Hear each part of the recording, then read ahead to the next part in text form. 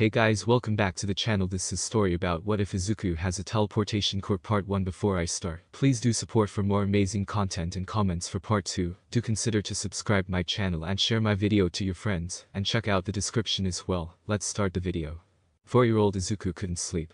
He was too excited. His 4th birthday just passed 3 days ago, which meant he was at the age where his quirk would manifest. And how could he not be excited? Today he saw on TV the biggest collision of heroes in his entire life. Everyone was there to fight the villains Endeavor, Shot, Best Jeanist, Gang Orca, and of course, his all-time idol, All Might. Imagining what kind of quirk he would have was simply too great. As the night went on, however, the energy he had earlier faded and gave way to exhaustion. Izuku finally drifted off to sleep. But the little boy would experience something very, very different when the sun returned. His quirk would manifest tonight as he had hoped, but the consequence of it would turn Izuku into something beyond and more. In an office located beyond space, where even death could not reach, where time ignored, and where life could not see, two men, no, not men, entities that happened to be human at one point, were having a meeting. Today. Yes, today, Are you sure about this, Professor? I have a very tight schedule. If I delay my flight to Guam until tomorrow, my superior will definitely want to hear why, and if this turns out to be a false alarm, well, let's just say a few lives have to be disposed of, shall we say, V snarled. I am more than certain. It will be today. You can meet him at exactly 10:15, while he is getting his superpower. Quirk, V corrected. His quirk inspected at the Misatafu Hospital, 4th floor, right. Hal V beckoned for Professor to stop. Alright, I see you're certain about this. I'll go see for myself. Good. The professor took a look at his watch. Mind, look at the time, I will have to take my leave now. He turned around to leave. Hold on, the professor turned back to face V. Why the sudden interest? I know you love to play the role of the protector of time and space, but this is outside your usual scope. Not to mention you told me, of all the people, and you've never trusted my organization before. So, why now? The professor only smiled at him. Because I don't know why or how this boy can suddenly interact with the multiverse or what he'll do with it. That statement seemed to genuinely surprise V.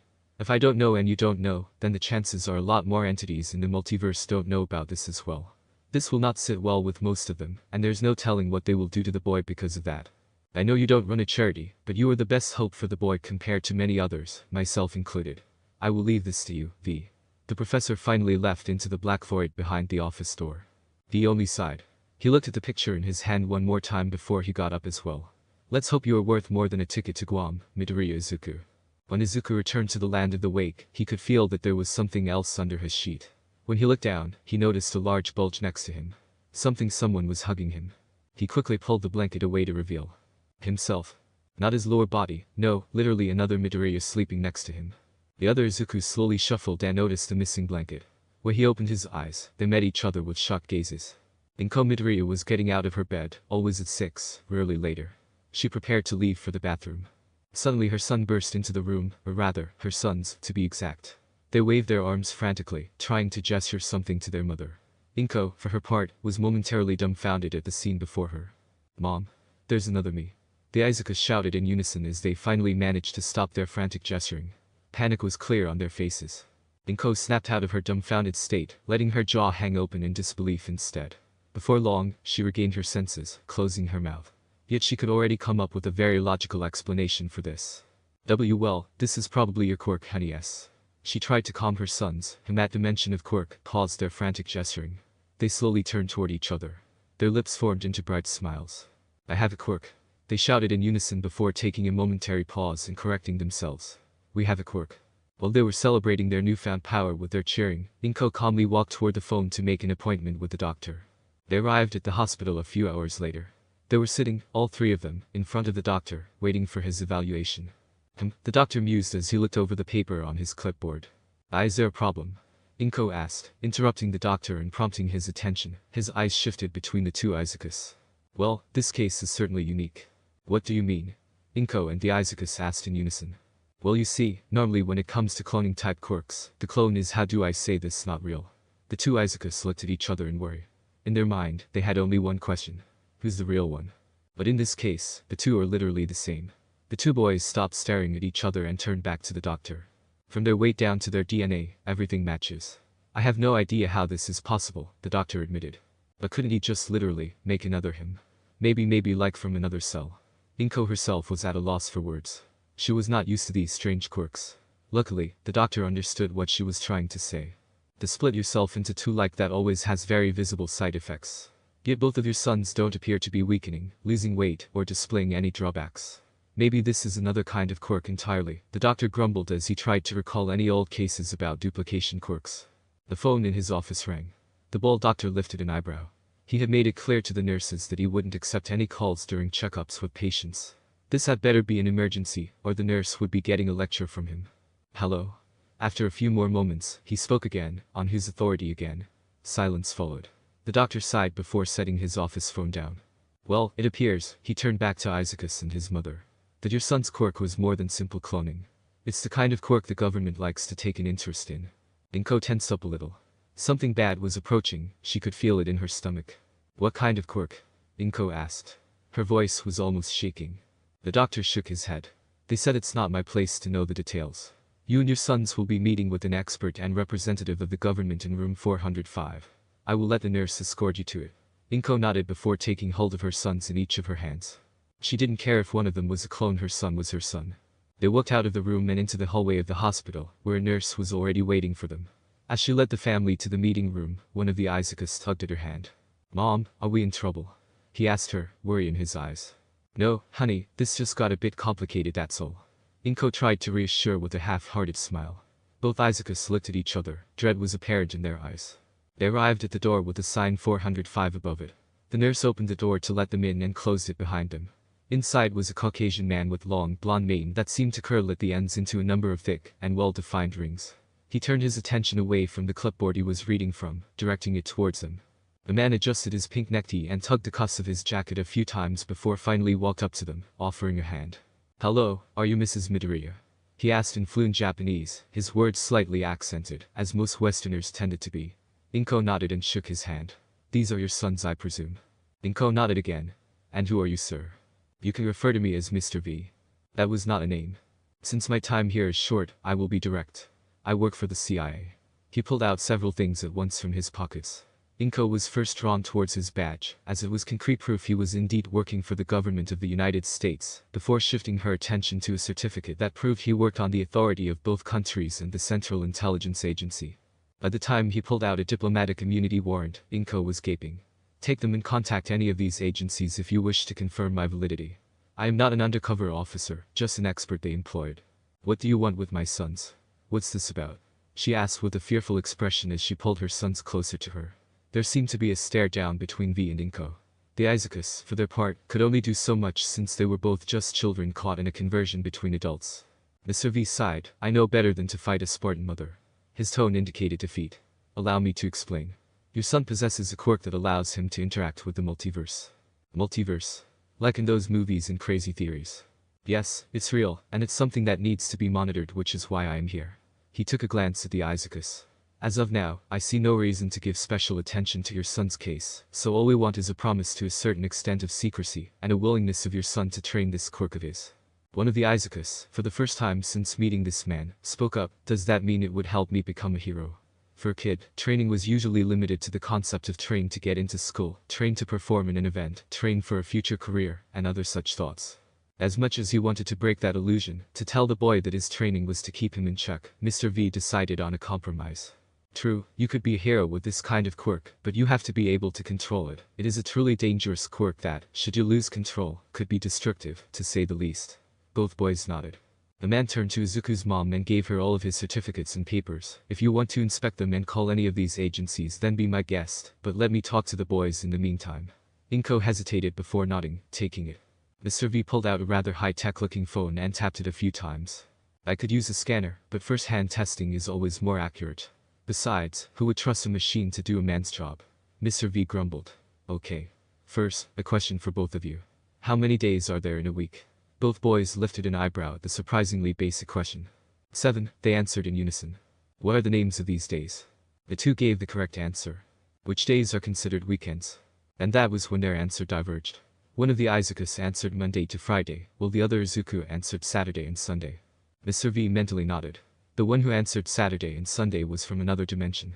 This universe, however, was where Monday to Friday were considered weekends. Everything that normally took a span of 5 days to be processed took place within 2 days, yet they would get the same result as 5 days.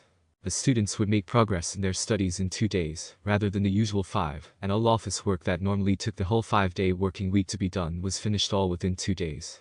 People would still treat their 5 days off as if it was still too short. Some things never changed.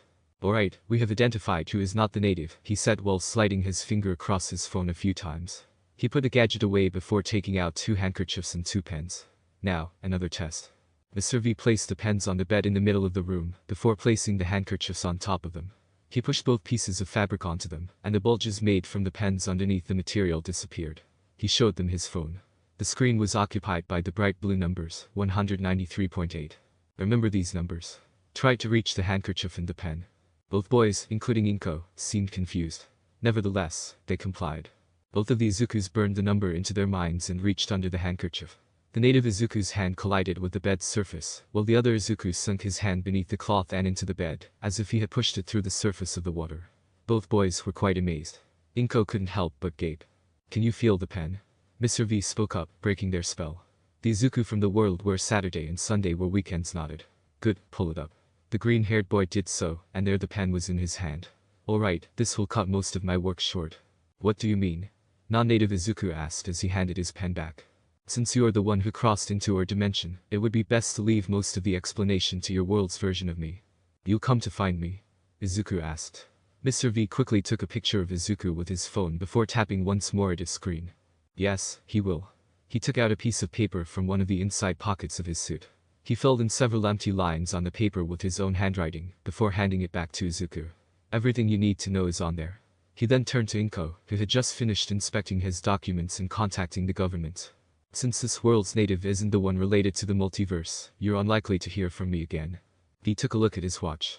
Well, I'll have to go now or else I will miss my flight. V pocketed his pens, handkerchiefs, and documents before he made for the door. Wait. How do I get back? Non-native Izuku asked in panic.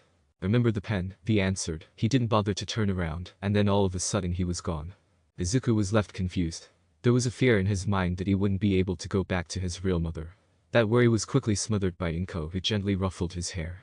We'll think of something, honey, she said, before pulling both Izuku into a hug, which they happily returned. No one spoke to each other on the trip back home.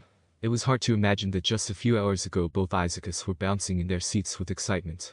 Once they arrived back home, non-native Izuku looked at his mother. Should I go now? He asked, voice somewhat timid. Inko looked at him. His eyes downcast, and his hands fidgeted together. She couldn't stand it, the sight of her own son being so nervous, anxious, and afraid. She wanted to fix this. Inko kneeled down to her son's eyes level. How about a spot of lunch first? Wouldn't want you to go back on empty stomach. She stroked his head while offering her usual smile, a honey-sweet smile. Well, Izuku paused to think.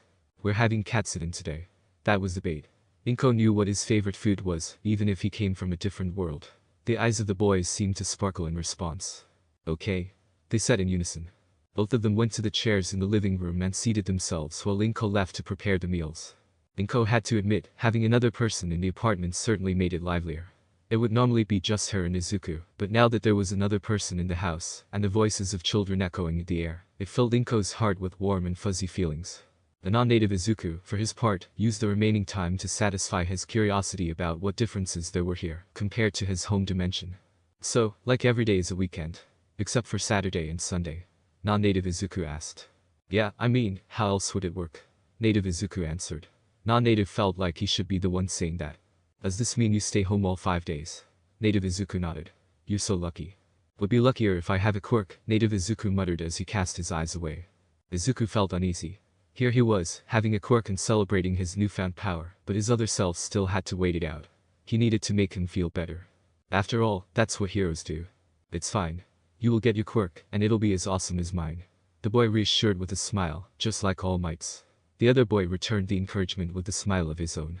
You bet I will. Inko walked in with 3 bowls of katsudon, interrupting them. Alright boys, it's time for lunch. Without further ado, they dug in.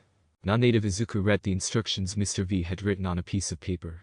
It was a guide for him to use when he returned home, but he had to return home first. Another thing on the paper was a line saying think of the numbers 153.13, and think of an arrow symbol pointing at the numbers 273. He still had no idea how to do this. How do I get home? He asked out loud. Inko and native Izuku were there to help him figure it out as well. What was the last thing you remember before being here, honey? His mother asked. I went to bed and then I woke up here, Izuku answered. Well, does that mean you used the bed as a way to get here? His mother asked again. Inko suddenly remembered something Mr. V said. Remember the pen. During the test, the pen had been covered under the handkerchief while on the bed before being transported into another dimension. So, was it possible for her son to use that same method? That Izuku was a pen, and he needed to be in between the blanket and the bed, or something similar, to make his quirk work. Inko believed it would, but another question presented itself in her mind. Did this mean V had the same quirk as her son? Because she was certain Izuku wasn't the one who pushed those pens into another dimension. She shook her head. This was not the time to think of that. She had to get her son home first, still. Honey, I think I get it, his mother said. It's like the pen back there. You need something to help you go home, something that can cover you from both sides, I think. There was uncertainty in Inko's voice. She was still not sure if this was how Izuku's quirk worked. So, I guess you could use the bed to get home. Her deduction was met with a gleaming smile from both Izukus. You're so smart, Mom. They shouted in unison. Inko just smiled at them. Let's go try that now. Native Izuku said. Hold on, honeys, the boys turned back to Inko. Just go wait in the bedroom, I want to write something to your mother. The boys nodded and went into their room. Inko picked up a loose piece of paper and a pen, before writing a warning about V and his power to herself in another dimension, and her hopes that she could stand up to the CIA. Once finished, she seamlessly combined them with the paper V gave to Izuku. She didn't want to worry her son about this.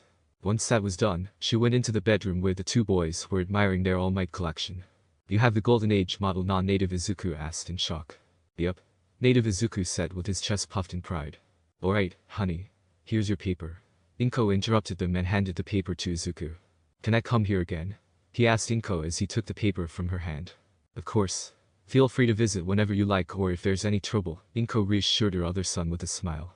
I hope you get your quirk soon, non-native Izuku said to his counterpart. Yeah. And it will be just as cool as yours. Native Izuku replied with a wide smile on his face. Izuku nodded. He climbed onto the native Izuku's bed.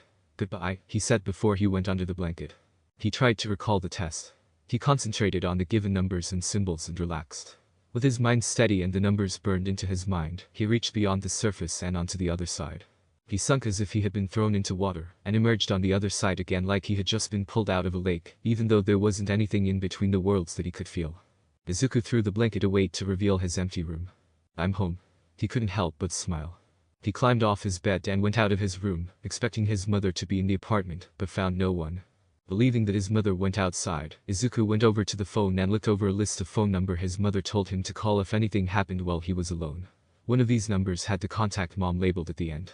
Izuku dialed the number. Izuku, his mother, answered the call. Her voice was very worn out. She could probably guess it was him from the fact that this was their home number. Yes, he replied. Oh, Izuku. His mother sounded like she had just lifted a mountain off her chest. Where have you been? I couldn't find you in your room. I couldn't find you at the Bakugo's. I couldn't find you anywhere. Where have you been? There was a bit of anger mixed into her voice now, or was it frustration? It's complicated. Complicated didn't even begin to describe today. After Inko arrived home, she pulled her son into a tight embrace. Alright, tell me what happened, Inko said as she pulled away from the hug. It's my quirk, Izuku replied as he fidgeted his fingers together. Why a quirk? The young boy nodded. He began explaining that his quirk allowed him to travel through different dimensions, and how he jumped to one by accident. So you're saying you just went into another dimension? Inko asked and the boy nodded. Inko was uncertain at how to process this. Her son, however, would present her with another thing to worry about. Oh right, there's an American who gave me this. Izuku pulled the paper Mr. V had presented to Izuku in another world out of his pocket. He told me he works for the government and that he will come to visit. Inko reached for the paper and gave it a look over. There were instructions for her to call this Mr. V along with his number. That wasn't all, however. A note from her alternate self giving her a warning on this Mr. V, but there was nothing that could be of further help to their situation. Inko swallowed a heavy lump in her throat. Well, I see. She led her son back to the living room where Izuku sat down and watched some TV, while Inko looked over the paper again and again until it was nighttime. The thought of simply not calling this stranger certainly presented itself in her mind, but the fear of unwanted consequences kept her from fully committing to the idea. She didn't know if their family would be capable of keeping this a secret forever. Would it be worse than not contacting them? Then there was the nature of her son's quirk. Was it as dangerous as they claimed? Were there that many problems involved with her son's quirk? As the risks began to stack up, Inko finally agreed mostly to herself to call this Mr. V. That same night, once her son had already gone to sleep, she took up the paper Mr. V had given to Izuku, and followed its instructions. The first step was to call the man himself. As the sound of waiting music played out from her phone's star-spangled banner of all things, her heart raced faster and faster in anticipation of what kind of person was this Mr. V. After a few heart-arching minutes, her call was answered. Pax Americana, a male voice said from the other side. The Avenue Domi minus Americana, she stammered, unused to Latin. That was the password. Miss Inko Midoriya, I presumed. Her heart dropped to her feet at the mention of her surname. The air around her seemed to get thicker. V from the other world had already informed me you would be calling. Why yes, that's correct. Inko couldn't help but feel a little dizzy. The CIA had a notorious reputation regarding how they treated their enemies around the globe. There was no telling what would happen to her son, or her husband. There might be a problem, Mr. V grumbled from the other side. Unlike myself in the other world, I am already in Guam, and I can't be reassigned for another 4 years. I am not going to waste my time on periodic visits, neither will I ask for a transference. Inko almost sighed in relief, but refrained since it would be best not to get off on the wrong foot with someone she would be seeing more in the future. So what will happen now? She asked, more bluntly than she would have wanted. For now, let's just get your son's documents sorted out. And are you afraid of us? The mother almost jumped. This man had just read her thoughts, though it didn't seem like he had a mind-reading quirk, or so Inko presumed. She knew it was obvious that she was nervous, with her breathing and all, but to know her concern for her son's safety simply through a phone conversation, he's really a CIA. I can assure you, I see no reason whatsoever for drastic action. Just continue to be a law-abiding citizen, and everything will be fine. As of now, all we want is to ensure your son's quirk does not threaten the existence of humanity, the dominance of the United States, and, if possible, himself. Himself? The mother slipped. She didn't want to say that out loud, but her concern for her son overwhelmed her sensibility.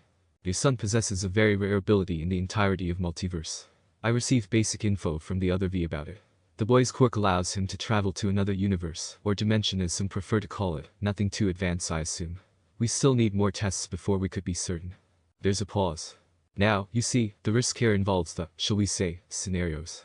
What if he got into a world where cyanide replaced oxygen? What if he comes home with a flower that turned out to be a carnivorous mind-controlling parasite? The consequence of using this quirk carelessly can be lethal. Inko's grip tightened around where her heart should be. Just when her son finally got his quirk. See, can't you do anything to help him? She stuttered. How could she not? This was the life or death of her son they were talking about. We could always give him a Trotsky treatment, V jested. What does that mean? Move your son to Mexico, raise him for a few years under the protection of the United States, then have a Russian spy bash him to death with an ice axe. That was a joke. I am not laughing. Inko shouted before covering her hand with her mouth in fear that she would wake her son. Still, what I mean with that joke is that we could take him off your hands if you want, take him off your hands. There's no way she would leave her son with these people. These people who would no doubt treat him like a tool to be used. We could raise him to be a top quality. No, Inko cut in, firm in her tone. There would be no compromise. She would not give away her son to these monsters under any circumstance. Understood. We will have to work out the details of your son's quirk later. For the next 4 years, I would request that you monitor him in our place. Monitor such an inhumane way to say it, more so because it directed at her son. He can use his quirk if he wishes, no one can stop him, not even you when it come down to it, might as well let him test it out and told you about it. So he was their lab rat and she was the scientist now. I think we can give him some safe coordinates too, just in case he warps by accident or if he is curious about his quirk. Either way, just visit this location. You should write this down. Inko walked over to a drawer in the kitchen and pulled out a note. She penned down the address, word by word. After she finished, Mr. V bid his goodbye and hung up. In her heart and mind, Inko could only dread the future. The next day, Inko went to the intended location, leaving Izuku behind in case anything got ugly. Their destination was a plain-looking building, one floor painted white, a windowless building located a good distance away from their home, just a few train stations away from Musatafu City. As soon as she stepped through the door, she was greeted by the scene of any regular diner. Multiple tables were placed to the right, occupied by very few people, and a counter located next to the open kitchen was to the left. One of the waiters, who looked almost identical to the cook with his short silver hair and facial structure, immediately came to greet her and led her to the back, saying there was a free table in the back. In the back was a crammed room with 2 office tables, littered with papers and writing utensils, and more than a dozen filing cabinets were arranged along the walls. There was also a black door on the opposite side of the entry, which prominently contrasted the room's atmosphere. Manning one of the tables and typing vigorously was an agent who was almost identical to the waiter and the cook, with the only real difference being his lack of beard, sitting there. He lifted his face to receive them. "Your papers, please," he said with both indifference and authority clear in his voice. She presented the paper to him.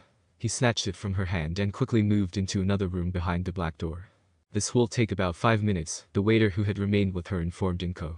Let us hope your son is worth the effort. When Inko asked for clarification, he went silent. The agent soon returned without so much as a sound, handing her a folder before gesturing for them to leave. The waiter nodded before leading her out of the diner. Once they were outside, he spoke again. You can call us Mr. 11, all three of us. If there are immediate troubles with your son's quirk, come to us. If someone threatens your family, come to us. If there are any nuisances in need of fixing, come to us. He gave her a grim expression. Inko caught on what he meant by nuisances and fixing, her realization along with his shadow that loomed over her, sent Inko's heart to her feet. And if you want free food, come to us. The sharp contrast managed to ease the Inko a bit, but she didn't get the chance to ask anything further, as the waiter decided to leave, seemingly going back to his routine. Inko could only stare as she was left to wonder what might the future hold for her and her son. From that day onward, she would see the waiter, the cook, the agent, and a handful of identical-looking men occasionally strolling around her house. She counted a total of 11 similar men, including the 3 that worked in the diner.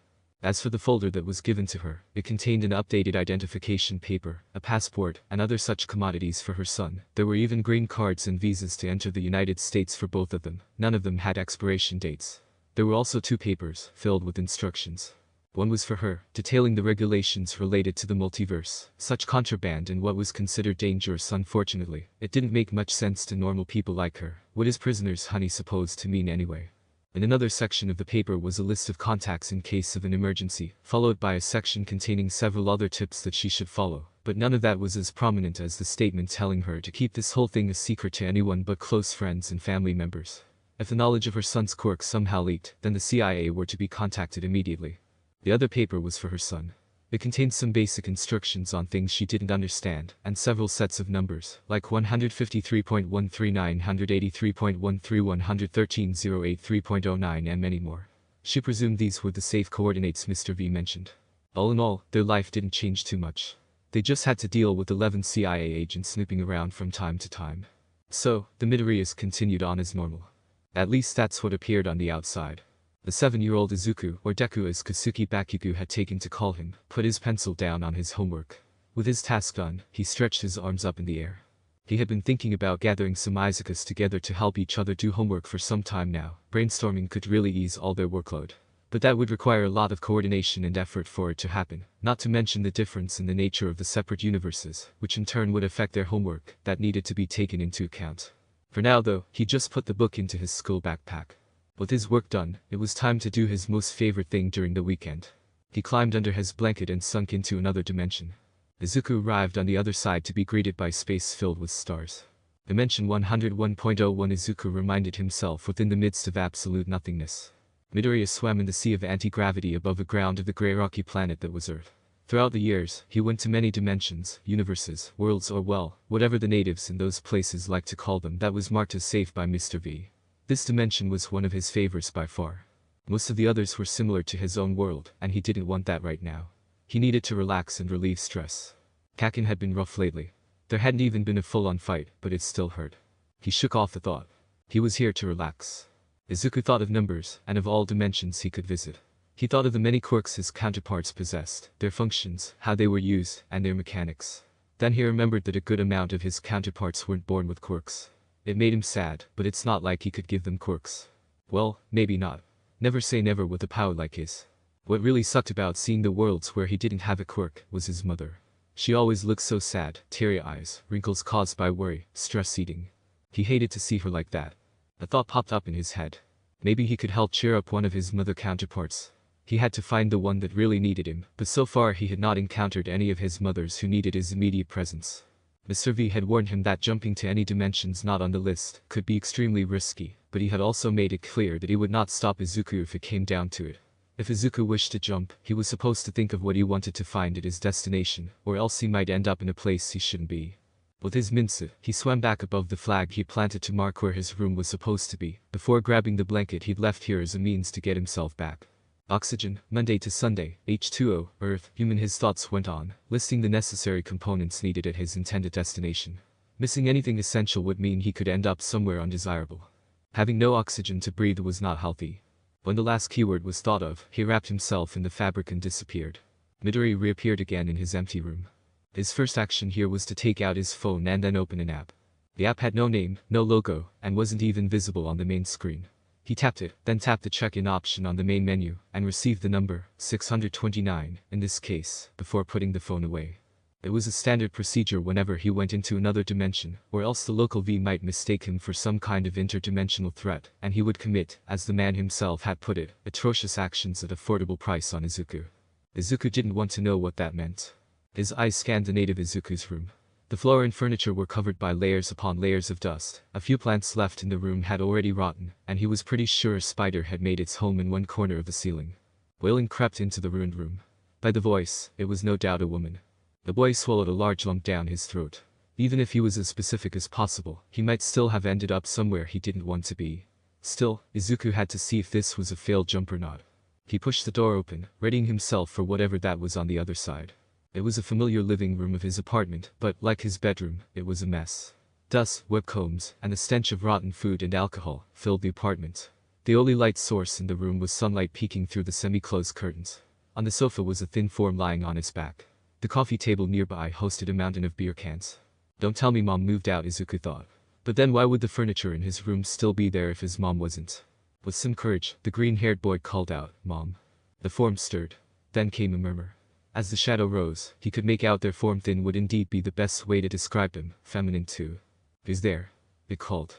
It strangely wasn't threatening in tone, but more of a mix between disinterest and drunkenness. "Are you in Midoriya?" he asked, still shaking and ready to run if his mother wasn't here. That voice, no, that can't. The shadow rushed toward his tiny form. Izuku almost stumbled backward, but the approaching figure caught him by his cheeks with two hands. As the shadowed face drew closer, he finally realized who it was. Inko Midoriya, his mother. Pale, thin to the point that her cheekbones were visible, and tired to the point that the black rings around her eyes were the darkest he had ever seen among all the adults he had met. "Izuku," his mother whispered, eyes wide with disbelief. It's really. Silence ensued as his mother continued to caress his cheeks. Her once soft hands had become rough, hardened by whatever that brought her so low. "No," she uttered and tear her hands away from her son's as the tear rolling down both her eyes. "No, this is just a hallucination. Yes, I drank too much again. Yes. That's it." She retreated back to the sofa. Her eyes had changed. Izuku could never imagine his mother looking at someone like that. They were so cold, so empty, sound-carrying. "But I'm real, Mom. I'm your son, Izuku." He tried to reassure her before realizing he was technically wrong. He was not her son, not truly, and by saying he was he might make this woman upset. No, you're not," Inko said, and she dragged herself back to her sofa. She set herself down again. Izuku's thoughts reeled. He needed to be careful of what came out of his mouth next. Whatever he was going to say would either make things better or worse. After careful consideration, he said, "You're right, I'm not your son." It's self-aware. The fact that it was his own mother saying that to him was heart-wrenching, but he kept in mind that she was not herself right now. "I may not be your son, but I'm still Izuku Midoriya and I'm here to help you." She seemed to ignore him, her arm covering her eyes. "I don't know what made you like this, but I'm real and I'm here to help." Inko sat up and looked at him with a mixture of doubt and disbelief. She sighed. "This is one hell of a hallucination. I'm gonna go take a bath and nap in my room. If you're real," she pointed her index finger at him. In her eyes was rage, the kind that people who were frustrated usually made. "You better be here when I wake up." Izuku nodded with a wide smile on his face. Inko got up and went into the bathroom. Izuku waited until she came out. He expected her to do something, but she only spared him a glance before going straight to her bedroom and slamming the door shut. While a bit discouraged by his mother's behavior, Izuku was determined to help her. That's what heroes do. While she was sleeping, Izuku thought it would be best to try and clear the apartment up a bit, but only in the chores a kid his age could perform. He reached for the light switch only to realize the light bulbs were dead. So instead he went to the window and pushed the curtains open to let some light in. He used this chance to observe his neighborhood, only to realize nothing had changed at all. So, whatever happened only affected my mother. There was no more time to waste though. If he could only rely on the remaining sunlight, then Izuku would have to work quickly before the sun set, or else completing his tasks would be very difficult. He began by clearing out the trash, mainly the beer cans, the rotten food, and the plastic plates all over the floor. Luckily, all the garbage bags, brooms, and mops were still where they supposed to be, but they had become dirty in their own right. So, with time and a little patience, he managed to clean most of the apartment. The webs had to be left to his mother though.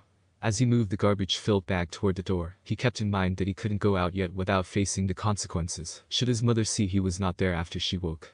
Then he remembered he had missed a can of trash in his room. Inside the can was mostly the usual trash she found, beer cans and food plates, but something among them caught his eyes. A A sheet of paper, not a simple receipt, but a full A4-size piece of paper. He took it out before pouring the trash into the bag. Once he moved all the bags to the door, he turned his attention back to the paper. The very first line already told him he was not going to like this. Certification of death. That was when the boy began to realize what had gone wrong in his mother's life. He might be young, but he was brilliant for a kid, and it all pointed him towards only one possibility as to why this dreadful document was in his house, and his counterpart was nowhere to be found. But there was still hope. A hope that he was wrong. That hope was shattered when he read the name of the deceased. Midoriya Izuku. And so he understood. This was the universe where Izuku Midoriya had died. His hands that were holding the paper began to shake. His eyes widened. His legs trembled. His breath fastened. His forehead sweated. His heartbeat was so intense he thought it was going to burst through his chest. Death was not something he had experienced before in his young life, and the possibility of his own demise made him. It made him. He didn't even know how to describe it. His thoughts were halted when he heard the sound of a door creaking open. No doubt it was his mother. He rushed back to the living room. His mother was already sitting on the sofa, somewhat still tired and dazed. She did not seem to notice Izuku. He seated himself beside her. She gazed at the coffee table, now empty of cans and plates. She looked around the apartment in surprise before her gaze fell on Izuku, who gave her a nervous smile. Inko's breathing became heavier with each passing minute. She suddenly got up and went over to the cupboard. She took out a pack of light bulbs before proceeding to change every single light in the living room, with such haste that Izuku was surprised she didn't have a speed-related quirk. All the while, she kept staring at Izuku every minute to make sure he was still there. Once she changed all of them, she dragged herself over to the light switches and flipped them all. As soon as she realized that even with the light on and her son still didn't disappear, some kind of realization hit her. She stepped toward him steadily. Her breathing became louder, more rapid, and each foot she planted seemed heavier than the last, as if she had just finished a marathon, though she certainly used up a lot of her energy changing light bulbs at that speed. Once she reached the sofa, her hand cupped her son's cheeks. As rough as her hands were now, they were still warm. Tears flowed freely from her eyes. She only muttered one thing. Izuku. Inko swallowed harshly. No turning back now. Yes, Mom. It's fine now, he exhaled before offering his mother a smile. Because I am here. That was one of his favorite All Might quotes. Inko wasted no more time and embraced her son as she sobbed. As he returned the hug and kissed his mother on her cheek, Izuku thought to himself that everything here would be alright for his mother now. Right? What's the answer to 4 divided by 32? Izuku asked. 8, Izuku answered. I thought it was 0.125, Izuku argued. 0.125. How can it be alright, before come first, Izuku added. I see, Izuku abided. The room they were in looked as if it came out of a sci-fi movie with smooth rounded edges on the furniture, holographic decorations, a high-tech door panel, and much more. If all of that wasn't enough, a viewport allowed a view of hundreds of towering buildings in the surrounding city, and queues upon queues of flying cars, stretching beyond what the eyes could see. There were even some space cruisers visible higher up in the sky. Sitting at various places in the room, each Izuku held a note in their hands as they calculated the question, and wrote their answer before presenting them to the other to check if they were correct. What's the answer to question 32? Izuku, the traveler Izuku, or Izuku, asked the rest. I'm on that one. I think it's 53x, another Izuku answered. This one was an old friend to the traveler Izuku. The first Izuku he had ever met when his quirk manifested, the opposite day Izuku. Unfortunately, he was a quirkless. I think you might forget to factor in the Y behind 4. The Izukus who said that looked much alike to the previous two, only this Izuku was a she. Izumi Midoriya was her name. Her appearance remained the same as her male counterparts, though her hair was puffier, her body leaner, her face was softer, and, obviously, she had breasts. 1. Nice catch, fam, another Izumi said without going tone. Comparing to the other Izumi, she had messier hair and a fuller figure. The last Izuku stared at his notebook before lifting his face up. I believe that's all of our work done. That Izuku was the native of this dimension. Despite being at the same age as all of them, his demeanor was much sterner and more mature than the other Izukus, not to mention he was also quirkless. Not that he was bothered by that. In that case, we have some time left then, the traveler said as he checked on his phone's timer. How is life in your world? The native Izuku directed that question at his fellow quirkless Izuku. Oh, just fine, I guess, the boy answered, scratching his head and trying to avoid eyes contact. Let me guess, Katsuko. The outgoing Izumi said as she checked her nails, uncaring that she used the name of Katsuki's female counterpart. Bitch has been acting up like she's having her period, or was she actually on her period? Izumi held her chin as she thought. The more I see you, the less I can believe we are the same person, the reserved Izumi said, quite uncomfortable to see herself spoke in such a way. Back to the topic at hand, has Katsuki been bothering you? The native asked. Isn't the topic is how is life on his part? the traveler Izuku pointed out. Don't nitpick, the native Midori replied coldly. As for the opposite day Izuku, he fidgeted his fingers. Well, Kakin is always rough so. Yup, Katsuko's being an ass again, the outgoing Izumi predicted. From the reaction of the opposite day Izuku swinging his arms wildly and stuttering, the assumption seemed to be correct. The native Izuku frowned. I could not comprehend why you would not fight back or at least attempt to tell the adults, the native stated. He is a gifted kid in that dimension, the traveler Izuku told him. In most dimensions, actually. That does not excuse. He was cut off when his mother opened the door. Honey, Grand Admiral Toshinori just called. He said he wants to see you at the headquarters, she said while peeking her head into the room. Any of you want cookies? All four Izuku raised their hands. Alright, I will be right back. With that Inko retreated back to the living room. Well, sorry to cut the conversation short, but I have to go now. I will see you all next Friday. He took out his uniform from the closet. It was composed of a white military tunic, a black pair of military pants, and a standard military cap, too, before he stepped out of the room. Nazis, the reserved Izumi muttered, with a hint of distaste. I can hear that, the stern Izuku shouted from the other room. At least humanity has a place in the galaxy, and no Jew is harmed in the process, he added with a joke. I think he has a point. I mean, they are in a space age here. The government needs to have some power, the opposite day Izuku voiced his opinion. Some yes, but this world is just outright fascistic. Not only did the state have total control over the people, they also. As two of his counterparts began a debate on the government of this dimension, the outgoing Izumi started checking out the natives' magazines. Midoriya himself simply looked out the window and couldn't help but be fascinated by the technological level of this world and the history that allowed for it all to happen. In this world, quirks had been with humanity since humans had come into existence. Because of that, society had become much more chaotic since the ancient time. For that reason, people were more susceptible to the authoritarian model of governing, believing that a strong government was required to keep order. The government, the monarchy and chiefdom made up of people with extremely strong quirks, also want more control with less possibility of betrayal and challenge. For that purpose, they employed the quirkless, thinking they were the weakest and the easiest to control, often assigning the quirkless to positions of power and other important posts. That was their mistake. As the centuries went on, it became apparent that the quirkless had begun to take over as the head of state, not by fighting harder, but smarter. They would stick together regardless of race and nationality, and help to push a quirkless in another state to become a leader, before consolidating their assets and repeating the same process again and again. By the 13th century, surprisingly, this world still used the same calendar as his world, with Jesus, interestingly, being quirkless. The quirkless had took over and united the world. None who were quirk dared to challenge them, mostly due to the fear of what would happen if all authorities on Earth would collapse. And so, this world's development had led up to this point. Traveler wouldn't say the nature of this world was all sunshine and smiles though. The quirkless were practically aristocrats in all but name. Still, he had seemed a real dystopian reality once. This place was not going to top that. Izuku's phone sent off an alarm. It's time? Opposite day asked. Yes, but I think we can at least stay for the cookies first, the traveler told them. Fine by me, outgoing Izumi chirped. They migrated out of the bedroom and into the living room where they settled for cookies and milk in silence. After that, it was time to say goodbye. So, same time next Friday. The opposite day Izuku asked. The traveler nodded. It will be at another dimension though, since native won't be here next week. Alright, I'll see you guys later then, the reserved Izumi said before stepping under the blanket and disappearing into her home dimension. The other two followed suit. As it turned out, he didn't really need to hold the object to turn it into a gateway, only being within 3 meters radius was enough. Izuku was not going home yet, however. There was somewhere else he had to visit first. Izuku teleported to his room, a rather barren one with no furniture aside from his bed. He trippily got out of bed and opened the door to the living room. He was sure to put on a big smile on his face before going in. Hi, Mom. Oh, hi sweetie. His mother greeted, and she rushed in to give her son a tight embrace. You didn't tell me you'd be visiting. This was the mother he had come to help a year ago. At first, it was surreal to her. Having the spitting image of her dead son come from another dimension to help her cope with her loss. As time went on, however, she slowly accepted him and pulled her life together, for his sake. Izuku's plan to help her recover was simple. He came to visit her regularly until she could start living without him, or maybe even remarry. His father disappeared completely in this dimension. He had also learned the truth of what happened to this world Izuku. The Bakugo family had decided to go on a hiking trip one day, and they had invited the Midoriyas. Izuku of this universe decided to go while his mother declined, but an accident occurred, which resulted in the death of the Bakugo and himself.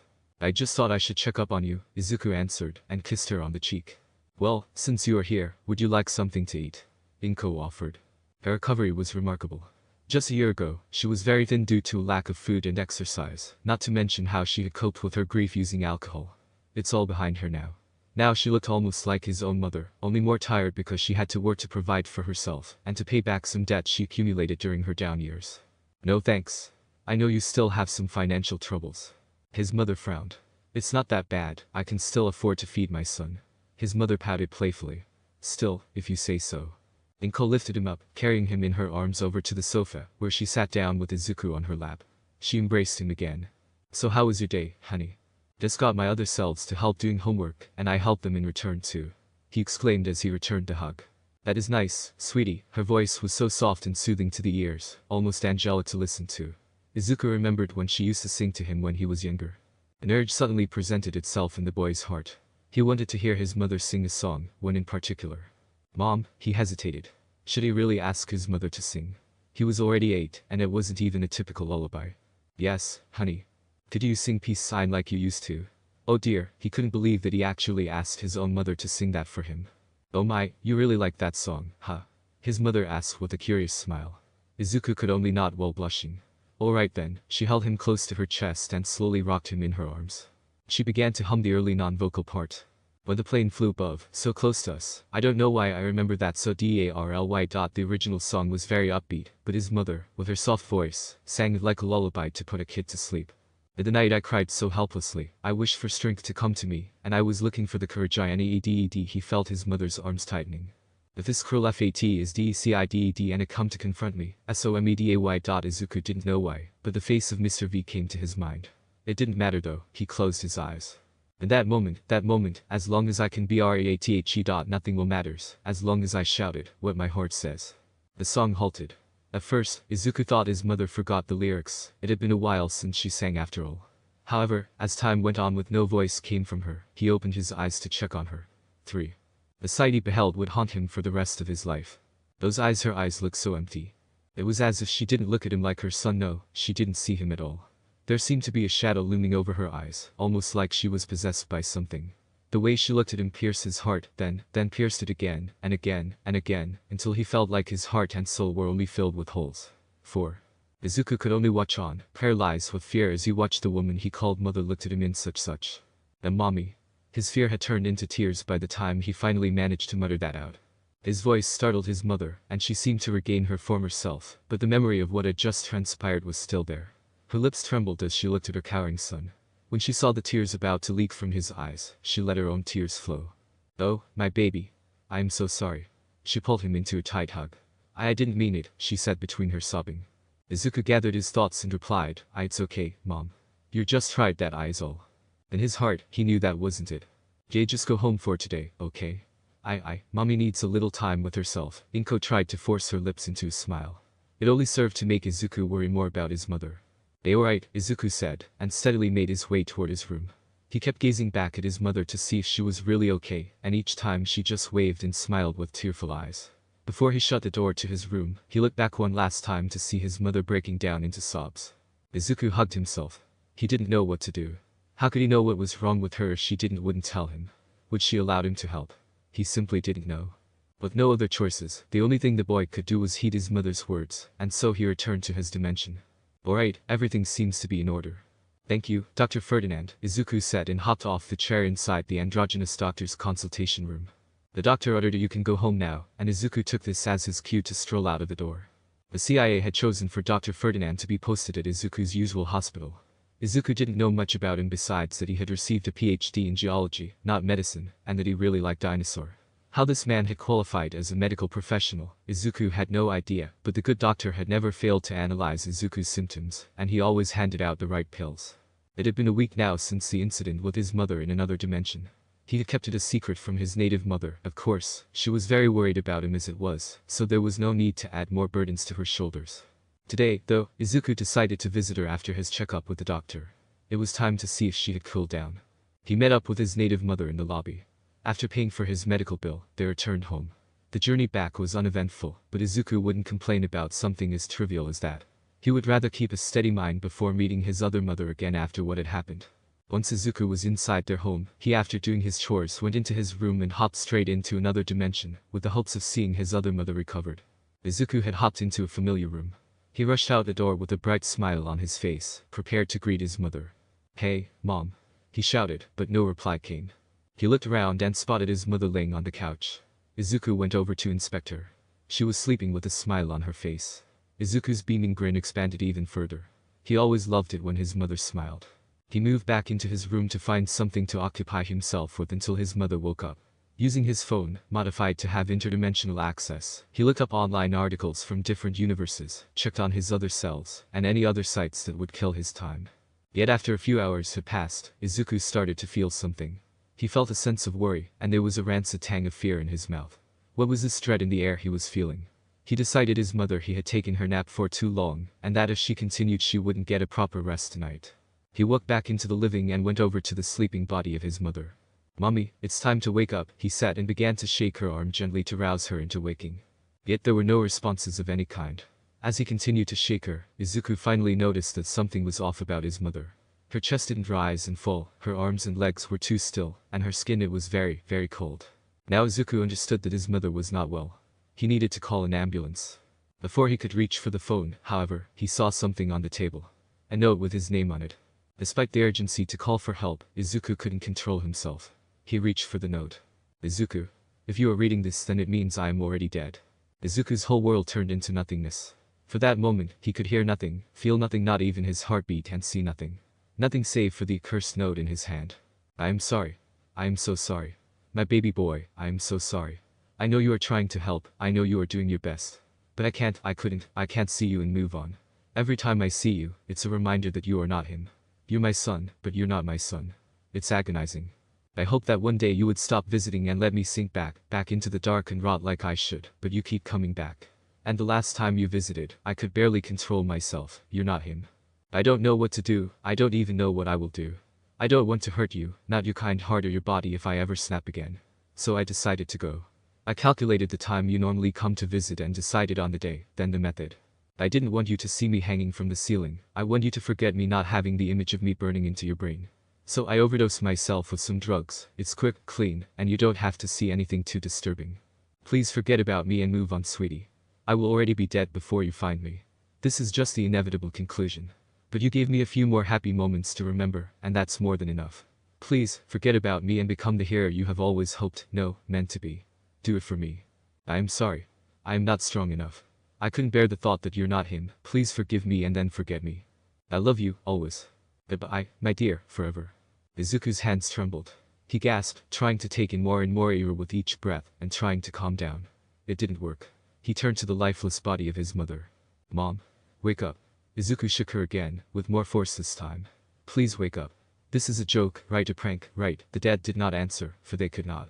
Izuku continued to shake her body, unaware that tears had begun rolling down his face in extreme quantities. His signal to stop came when his mother's arm slipped off the couch and hung over the edge of the cushions, like it was nothing but a lifeless piece of meat.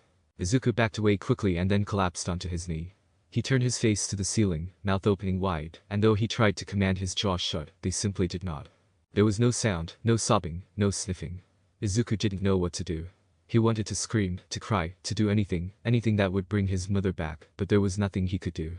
And when that realization truly hit him, he finally let out the full force of his lament. Mother. When Izuku's ability to think returned, the first thing he realized was that he had curled up next to his deceased mother in some kind of embrace. There was no warmth to be had, only the coldness of a corpse. He slowly, and very carefully, moved away from the embrace.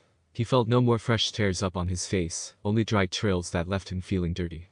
He also felt his throat burning. He also felt a faint burning in his throat. He had probably continued screaming for a while then. He couldn't care less if the neighbors had heard him at that point. He looked at his mother's lifeless body. If he had left it here, Mr. V would proceed with the unusual cremation for people who come in contact with the multiverse. They were disintegrated in a plasma generator. Izuku couldn't allow that. Izuku remembered one dimension.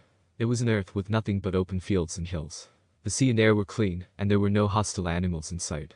Yes, that place would do perfectly. He went to get the blanket from his room and covered his mother in it. Once the blanket became flat, he knew his mother had already been sent to the intended destination. If he had bothered to look in the mirror before he left, he would be startled, but the sheer emptiness and lack of care that was in his eyes. One could easily mistake it for malicious intent, but it was not. It was simply emptiness. Izuku followed his mother into another dimension. On the other side was a green open field that went on as far as the eyes could see. The breeze was light and warm, and the setting sun was a sight to behold. All of it passed over Izuku with no effect. His hand reached into his blanket and pulled out a shovel. His alternate self who owned it would be furious, but he didn't care. With that, he set to his grim task with a blank expression and autonomous arms. His task was done once the sun was gone from the sky. The grave he had dug should be deep enough to be able to bear his mother. With careful planning and a little strength in his arms, he managed to lower her into the grave. Izuku went behind the pile of dirt that he had dug up and, using the shovel, replaced the soil back on top of the grave. While considered to be an unconventional method of burying, Izuku simply couldn't bear to look at his mother's face. As she was consumed by the earth, he simply couldn't. Once he was sure that the dirt had covered most of Inko's body, he switched to a more normal way of burying, by scooping up the dirt from the pile, and dumped them into the grave, instead of trying to push the pile into the grave. After an hour, his task was done. No, there was one more thing. He reached into his blanket again and pulled out a wooden board, a paintbrush, and a small can of white paint. He dipped the brush into the can and wrote onto the board, Inko Midoriya, a loving mother. He then planted the makeshift tomb marker on the grave. With his task done, he observed his handiwork one last time. It was at this moment that Izuku felt like he had recovered a bit of his emotion, because he could feel a small trail of tears as they leaked from his already reddened eyes. But mother, here asked, throat too sore to speak properly, before warping away. God damn it, Deku was a phrase Bakugo had been thinking a lot lately. It had started about a week ago, when that damn Deku had come to school looking dead. He wouldn't respond to anyone. He always looked into the distance as if he was trying to find something. Worst of all, he had been avoiding his own mother. When someone asked Deku what was wrong, he looked right through them as if they and anything in general didn't exist. Everyone tried to get the truth out of him, even Inko, but no one had succeeded so far. A day ago, Inko came to him, asking with teary eyes to find out what was the cause behind what had put Deku being in such a state. So that's why on this day, Katsuki decided to take the damn Deku over to the shallow river near the neighborhood. Katsuki decided he would talk with Deku first, and if that didn't work, then threats would. If that failed, then Katsuki considered using force. There's no excuse in making one's mother cry, especially if that said one had been thinking about becoming a hero. He threw a stone and watched as it skipped on the water surface before finally sunk. Sitting beside him was Deku, hugging his leg and hiding his face away. So, are you gonna fucking tell anyone why you act like a zombie? No answer. Well, there goes the soft method. Katsuki knew it wouldn't work. Look, Deku. It's none of my fucking concern if you're going to start acting like you didn't exist. It's not actually that far off from what you are. No response. Basic provocation wasn't working either. He needed something with a sharper edge. But worrying your teachers and your own mother isn't something a fucking hero would do. Izuku seemed to stir a bit. Katsuki waited. He was sure he'd broke into Deku's inner shell now. He was wrong. That green-haired bastard just took a deep breath and remained the same. Katsuki was pissed. He got up and grabbed Deku by the collar and yanked him up to face him.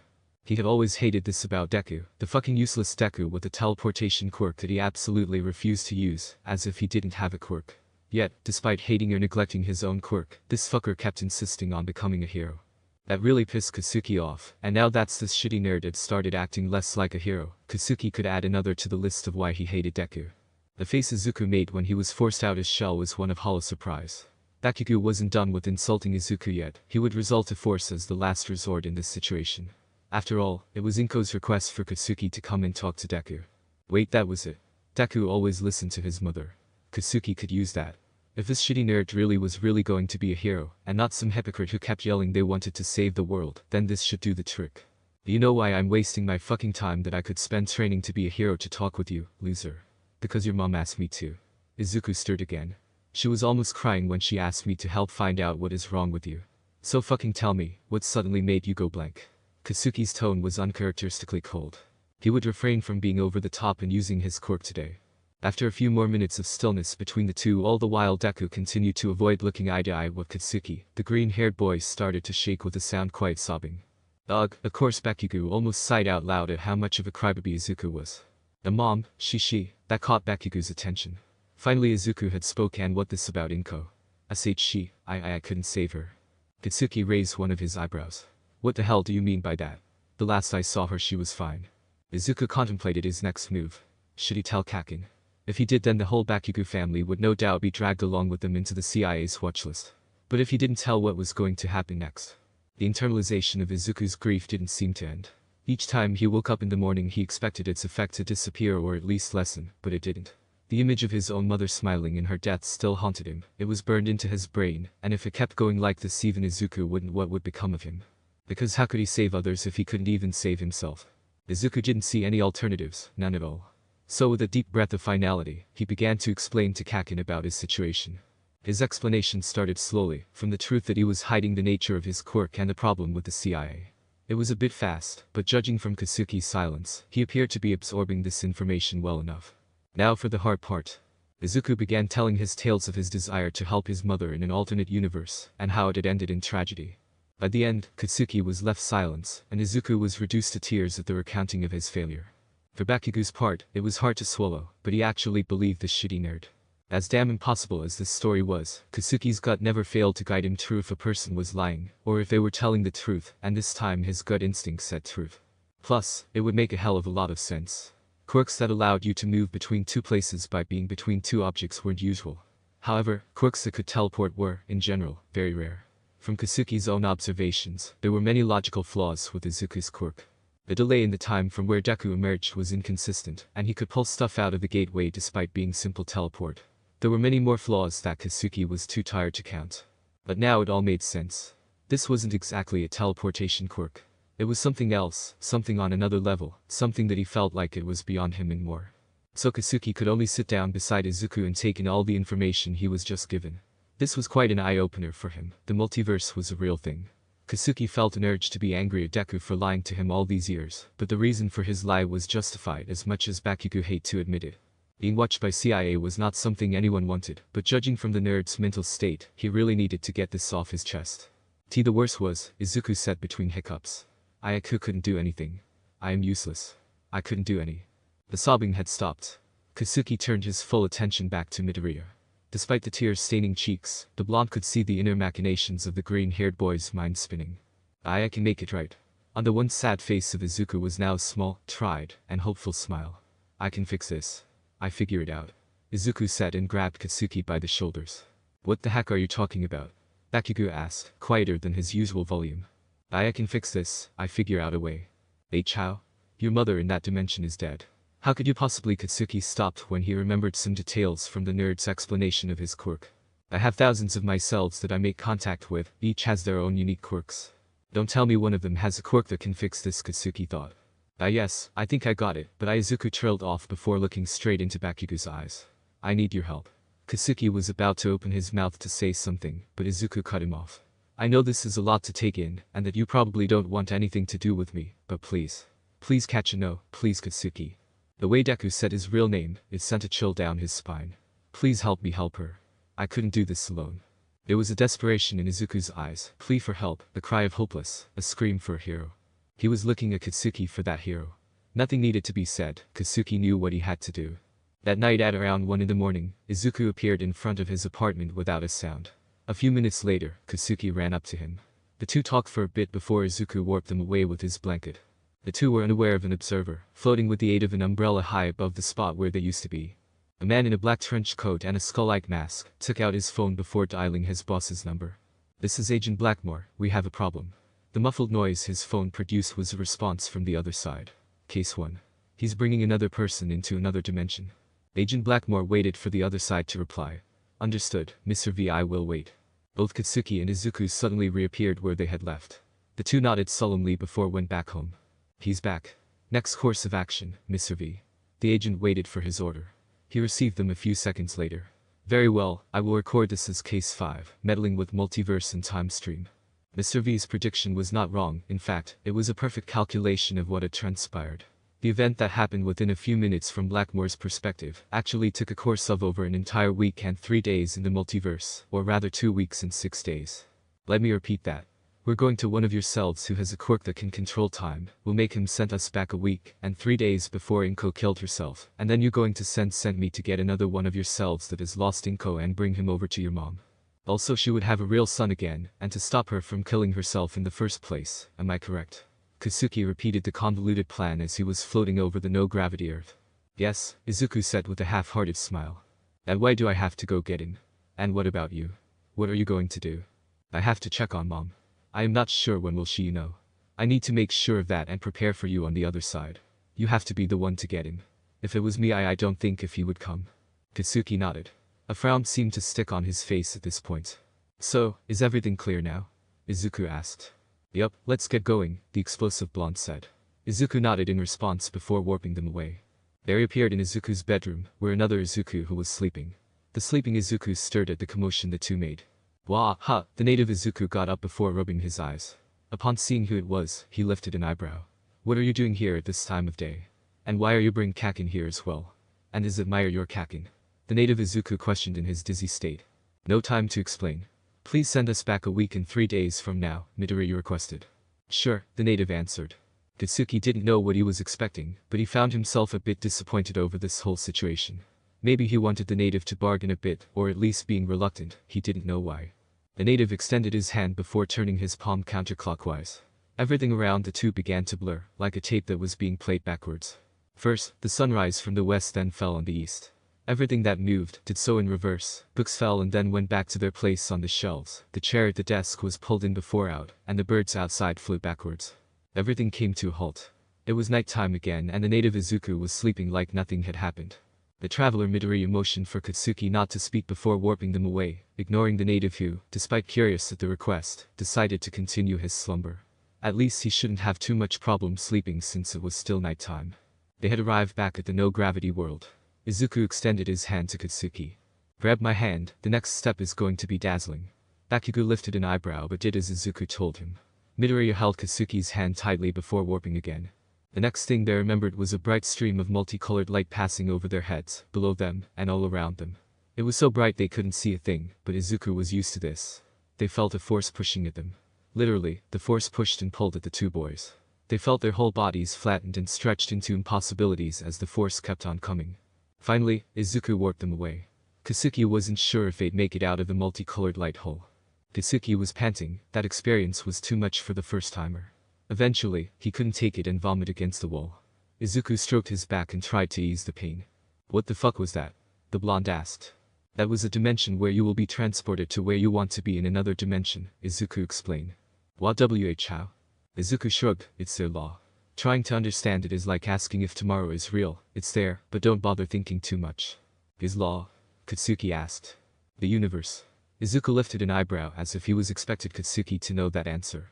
Bakugo just shook his head, both at the boy's new strange demeanor, and to try and regain his own composure. Where the heck are we anyway? Kisho's orphanage. Katsuki froze. Whatever he was going to do or speak next was halted. Isn't that? He turned around from the wall and received a nod. And you were in there. He nodded again. Katsuki's face became paler. A good amount of my alternate selves are quirkless. Kisho's orphanage, the orphanage exclusive for quirkless children. Bakugo suddenly felt sick to his stomach. Kisho's orphanage was a place to protect the quirkless from the quirked.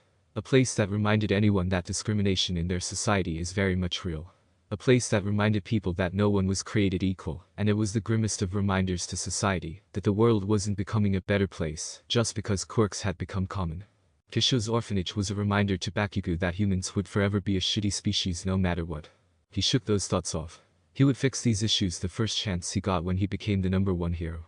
Alright, what do I do here? Katsuki asked for instruction. Get in there and get the native Izuku out. He's in room 4. One of his roommates got adopted yesterday, so there will only be 2 other people in the room beside him. Bakugo was genuinely surprised. Adopted? Who would adopt a quirkless kid? One of his roommates is a deep sleeper, and the other doesn't have very good ears. You've got 3 hours. Get him then go to Musatafu Station. I will meet up with you there. Katsuki acknowledged Izuku's words with a nod as a reply, before turning toward the gate. Good luck, and Katsuki. Katsuki turned to face Izuku. He may want you to be his childhood friend, but what he really needs is a hero. Katsuki gave a puzzled look, however Izuku disappeared into his blanket before Bakugo could ask what he meant by that. The explosive boy dismissed the statement for a moment, and turned around to stare at the gate, as if it would just open itself for him. Alright, let's see how I can get in. Well, that was easy. Bakugo, now inside the orphanage, thought. There was very little security beyond the wall and a few cameras here and there. Nothing someone like him couldn't handle. Katsuki walked quietly through the orphanage hallway. It was a fairly normal place, no different from a regular nursery, yet he still couldn't understand why he felt so wrong. He stopped in front of the door with the sign room 4. His hand reached for the doorknob before he carefully twisted it to create as little sound as possible. Inside was 2 sets of bunk beds. It wasn't hard to spot a messy pile of green hair at the lower bunk on the left, but to be sure he checked other beds before finally approached Izuku's. The blonde lightly tapped the native Izuku's head. The quirkless boy stirred. He rubbed his eyes before turning around to see who it was. Once he saw Katsuki, his expression went blank. "Hey," Katsuki whispered. Katsuki immediately noticed as Izuku's lips began to tremble. He didn't need to guess that the nerd was going to cry. He put his hand over Izuku's mouth. "Shut it, Deku. You'll wake them up." Bakugo pointed at the upper beds. Izuku nodded. "Now follow me." They sneaked out of the room. It wasn't much of a grand escape Bakugo had hoped for, but neither of them was stupid enough to get caught, so it was of no surprise. Once they were outside of the main building, Katsuki turned to Izuku. "We can speak now, but keep it down." He noticed Izuku was examining him up and down. "The hell are you doing?" he asked, half annoyed, half curious. "Why you're real?" The green-haired boy was still stunned. "Why you're real Kakin, right? And not someone's tricks on me, right?" Izuku asked. There was a smile of desperate hope on the native Izuku's face. It pleaded for Bakugo's answer, so that was what Katsuki did. "Of course I'm real, Deku. Who else would be calling you fucking Deku?" That was a legitimate answer. No one here should know that nickname name beyond him and Midoriya. In a blink of an eye, Midoriya threw himself into Katsuki for an embrace. This seemed to startle the blonde. He was almost half-minded to push him away, but felt like he shouldn't when he heard the freckled boy sobbing. In fact, he was half-minded to return the hug, but he couldn't because of some kind of instinct, for the lack of better word, that was flaring in his brain. "I thought I'd lost you forever, Kakin," Izuku said in between his sobbing. Katsuki knew he shouldn't, but his curiosity got the better of him. He had to know what happened to him in this universe. "What happened to me?" he asked while gently pried Deku from him. There was a villain." Izuku wiped away his tear as he retold the story. "He was targeting you. They told me his quirk allowed him to possess someone, so he wanted a person with a strong quirk. Your mom and dad, they tried to stall him and Izuku swallowed hard, but Katsuki simply put his hand up, signaling Izuku to stop. For the first time, Katsuki was the one avoiding looking Izuku in the eyes. His own parents, they were good people. Despite his mom's hot temper and his dad's timid nature, he always loved them and they loved him, regardless of the strange way they all showed it. He didn't need to guess this part of the story, and he might need to rethink how to show affection toward his parents. "Did I run?" Izuku shook his head. Katsuki closed his eyes and mentally sighed in relief. He wouldn't forgive him, in this universe at least, if he ran away while his parents died protecting him. What happens next? Izuku's face fell. "And my mom?" "Oh god, no," Katsuki thought as his eyes widened. As she tried to help why your parents beat but Izuku halted when Katsuki put a hand on his shoulder. The firmness of the grip, it was more than any words. I am sorry, even I see couldn't." "You?" Katsuki was shocked. Did this quirkless Deku jump in to help as well? Then how did he make it out? "How did you make it out?" "He cut my leg and tossed me aside." "Why your leg?" Katsuki had to contain himself from shouting. Well, more of an ankle really." Izuku met Bakugo with teary eyes and lifted his pants to show the prosthetic foot and ankle. Katsuki's mouth hung agape. It was his fault, his own goddamn fault. His parents, Inko, even the bloody Deku had to either die or get hurt for him. He was supposed to be the hero, goddammit. After that the villain tried to possess you, but you ran into the street, and there was a car coming in, there was a pause. Neither you or the villain survived. Great, no big showdown, no mutual suicide, no hero coming in to rescue, just a good old car accident that put a stop to the villain and ended his life. If Katsuki had any doubt he was feeling down before, he was now outright depressed. Still, he had a job to do. "Alright," he said, more quiet than usual. "Let's go, Deku." "You go where?" "I will explain on the way, just follow me." This was going to be a long night. Izuku sat across from Inko. He always considered the living room of their apartment to be of moderate size, yet his mother always complained that the room was too small. Now he was inclined to agree, mainly because of her gaze. No matter how many years it had been, his mother always had a way of making him feel small. The older woman sighed out loud. "So you know." Their previous conversation was about the obvious topic. Inko remained as cordial and loving as always throughout his explanation. Once he finished though, there was a sense of proudness, regret, and what was best described as resignation on her face. "You come back in time to stop me?" Izuku nodded. Inko smiled back in return. "With this kind of power, you would make a great hero, Izuku." What now? Izuku didn't know how to take it from here. Sure, he knew he had to pick up Kakin and his alternate self, but that part was after his mother agreed to the plan. If she agreed. He hoped she agreed. Now? "You should just go home and let the event take its course." Izuku couldn't believe his own ears. His own mother just told him to go away while she killed herself. Well, not in that exact wording, but if you took into context that was exactly what it meant. "But I'm here to fix this. I have another Izuku on the way, he can live with you," and Inko cut him off when she held up her right hand. "You would really make for a wonderful hero, Izuku. You tried to help even when others don't want it or ask for it." There was an impossible smile on Inko's face. The boy didn't think it was possible, but it was a smile that blended proudness, sadness, and annoyance together all at once. But I don't think you get the point, honey. She took a sip for her tea before continuing.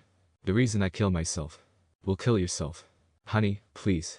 I taught you better than to interrupt someone while they are speaking. That silenced Izuku, for now. I'll kill myself because I realize that you are not my son. The pain from those words was visible on the boy's face. I am sorry, honey, but there is no better way of putting it.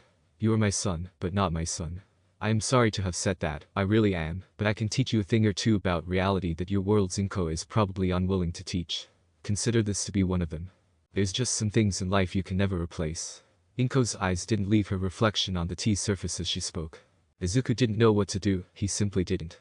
With his mind struggling to comprehend what Inko had told him, he could only repeat what he had already said. I have one of myself. Inko cut him off by slamming her teacup down. Izuku, don't you get it? The more I see you the more I was reminded that you're not him. Do you how much that breaks my heart? And why can't I or any of the Izuku replace him? Izuku questioned quietly, but the mother was used to hearing her quiet son. Am I really hearing this from you? Inko said in disbelief. Izuku, if your own mother dies, do you think you can just go into another dimension and live with another Inko, and things will return to normal? No, Izuku muttered, but he was reminded of something. But I have already seen you dead, haven't I? Izuku glanced up. His mother grimaced. Inko gave a long sigh before rubbing her temples. I really fucked you up, didn't I? Inko was careful not to use bad language, but she was almost at the limit of her own sanity. We are getting off the topic. Izuku's face lit up with a tentative smile. I want to help you. His mother held her hand up again. Honey, just stop this and go home. Forget about me and live like we never met. Now it was his mother who was acting like a child, pretending this could just end like that. Now Izuku was getting upset. And you think I could live like this? His mother's previous resignation was replaced by renewed concern as she looked at her son. Something new had crept into Izuku's mind. It was something that Inko had seen before in her own mirror. Despair. If you can barely live with yourself after I die, then how do you think I can after seeing you die? Izuku grabbed his head with both his hands as he faced the table. Inko bit her lower lip. Guilt was writ upon her face, but she had suffered far longer than he had, and she would escape it with whatever means she could. Then think about that and imagine you have to live with it for 3 years. Think about how it. I should just jump off the building then, Izuku cut her off. This completely threw the mother off. If you can't stand it then how can I? Just please. A smile had found itself onto the boy's face. No, Inko thought. Oh, God no. Take me with you. What happened next was a blur as far as Inko could remember, but afterward, she found herself hugging the crying Izuku on the floor. She could feel tears on her cheek as well. Now fuck him up was an understatement. She had, by every definition, broke him. I am sorry, Izuku. I am just so tired. Both of them were silent for a few moments. This is what I was afraid of. I don't know what I will do to you while I am like this, but it's too late for that now, isn't it? I am sorry. I don't know what comes over me, the young boy apologized. Despair. His mother parted from their hug and looked him in the eyes. It is something I have to fight every morning I wake up to. How do you make it stop? Inko opened her mouth, but then closed it. She did not know the answer to that. After all, she couldn't stop it either. I don't know, the mother answered honestly. Another silence fell between the two of them. This time though, there was one thing both of them could hear, their heartbeat. The sound gave both of them comfort, remembering and knowing that both of them were still alive, still there together as a family. Both of them wished to stay like this forever in an embrace and the warmth of a family, but it was not meant to last. In a heart-wrenching moment, Inko pulled away. About this plan of yours, she said before trailing off. With a long inhale, she spoke again. I am willing to give it a shot. I will try to make it work, and maybe I can think of him as a real son. Izuku nodded while wiping away the remaining tear in his eyes. A small smile found itself onto Izuku's face. Inko returned one in kind. You go along now, I need to start packing. Packing? Yes. I am not staying here. There are too many memories, not to mention the neighbors will definitely freak out seeing a dead boy alive again, Inko answered. Izuku nodded. I will be back, he said before warping away, determined more than ever to see his plan through. He went back into the dimension of light-speed travel 1, and let it carry him to his destination.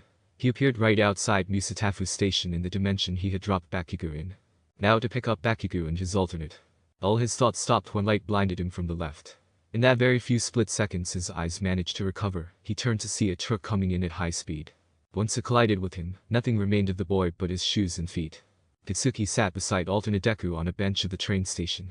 They had arrived at the Musatafu station for a while now, but, much to Kitsuki's dismay, his fellow conspirator had not arrived yet. The explosive boy was getting anxious, an uncommon feeling for him. What the hell was wrong with him? He was just being a hero. Why did he feel uncomfortable? Why did he feel so wrong? Why was he felt so angry more than usual? Katsuki thought and thought, but he couldn't figure out the answer off the top of his head. So how is myself in another universe? The alternate Deku suddenly asked up. Katsuki slowly turned his head toward Deku.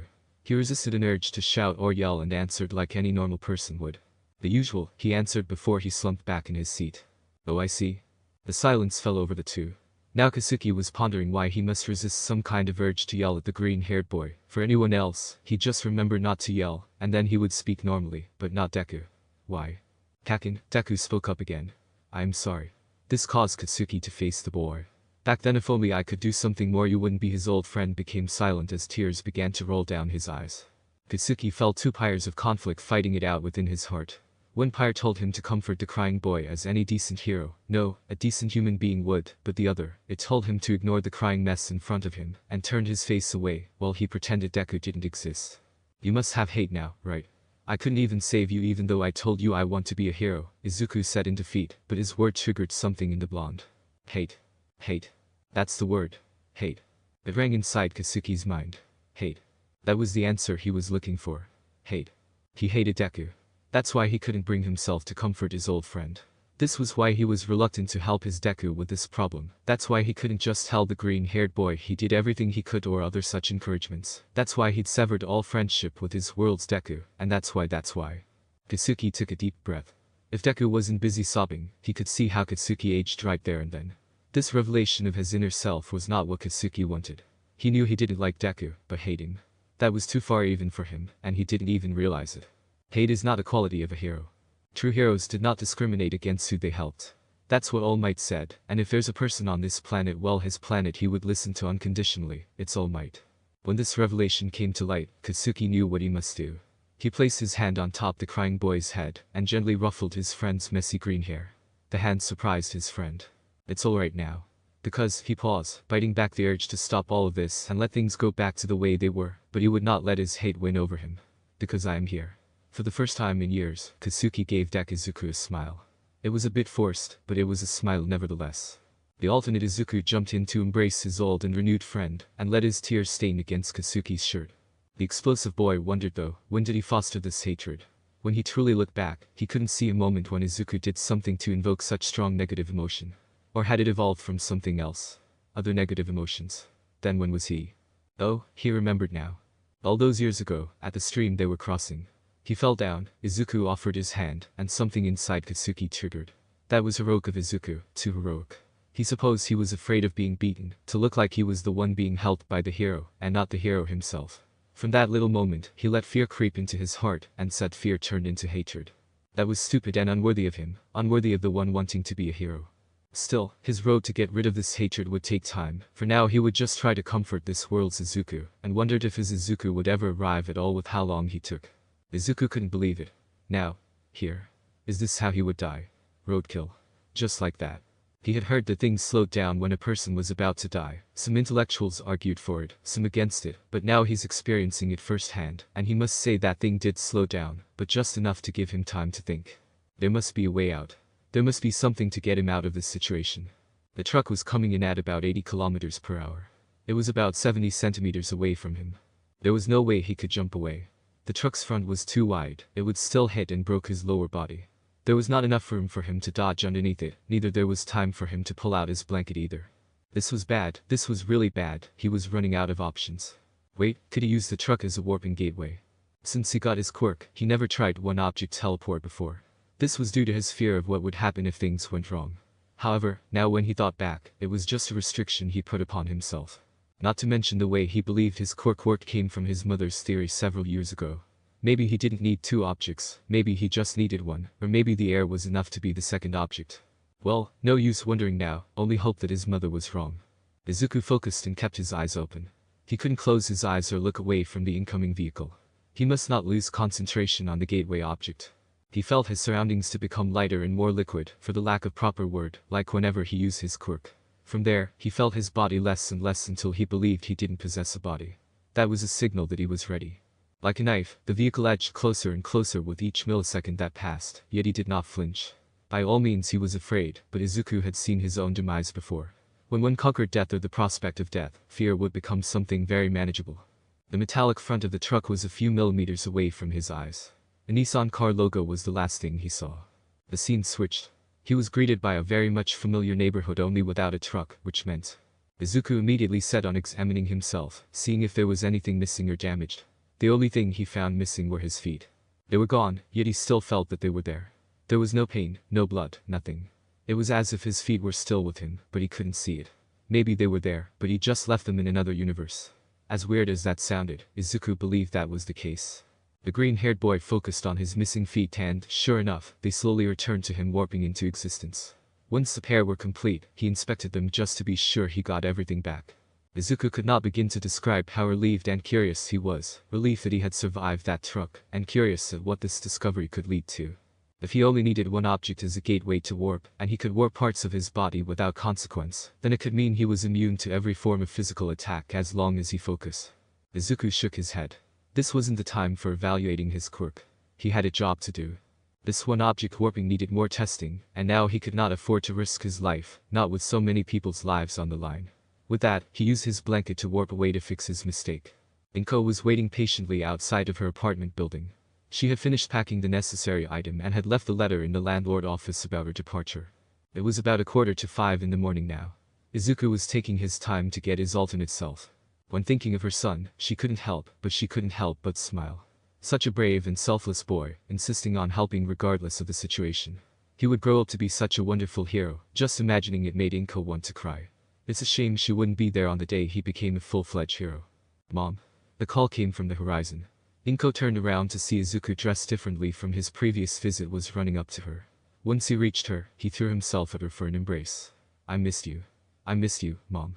Izuku cried into her chest. Inko returned the hug, but remained confused at his change in demeanor. That was until she looked to the horizon he came from. There, she saw another Izuku giving her a smile with a very much alive Katsuki beside him, watching both of them.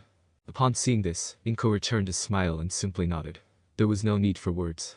I miss you too, honey, she replied to the crying Izuku. Inko picked up her son.